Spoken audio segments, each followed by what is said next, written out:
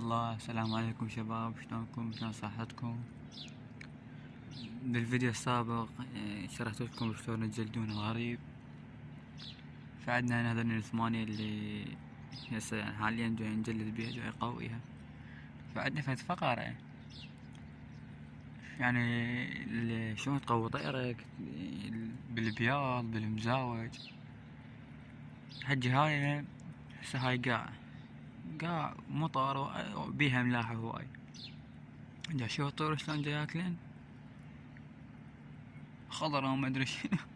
انقلبن طليان مو طيور. المهم الاملاح كلش تفيدهن.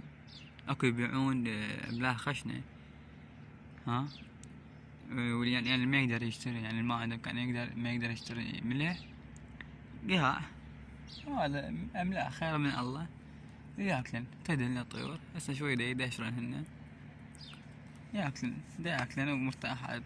اهم شي الطير ترتاح نفسيته حجي، مو تنزل لنا رجيله، لا ترتاح نفسيته بالمكان، يعني ما تخوفه على راحته. هسه هنا شوف شلون جاي ياكلين، ها.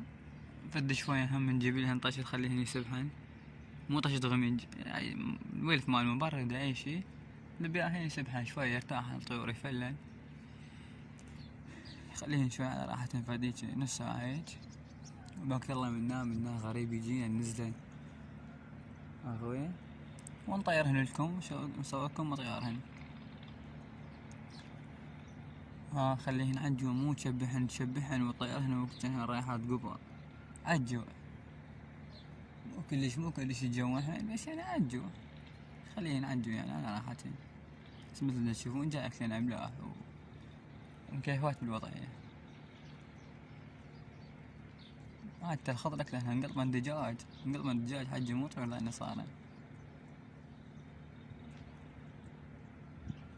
تخليهن على راحتهن على املاح ياكلن على راحتهن، لا تخوفهن ولا شي. وهسه بدي شوية نصور لكم مطيرهن وننزلهن نشوفوهن.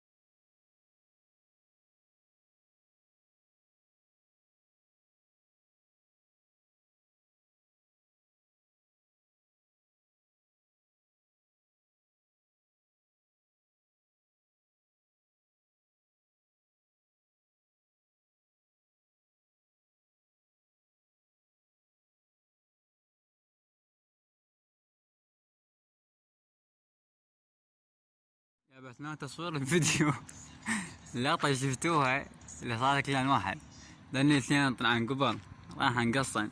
راح عندك هاي الطيرة، هذا فحلها، هاي الطيرة علاسة بشكل يعني خذت 13 مرة جوا وجت واحدها. هسه برا 10 دقايق الحيوان اجى، هسه يلا اجى. اما بعد هاي تزوجها عوفة تولي، هاي مو خوش طيرة، هاي تعلسك وتذبك بجهنم وترجع. بس عمي الطيرة بطل، صار له قلت لكم 18 يوم وندل بكونه كل زين ورجع. حياته. يلا بابا يلا. نزل عوفة.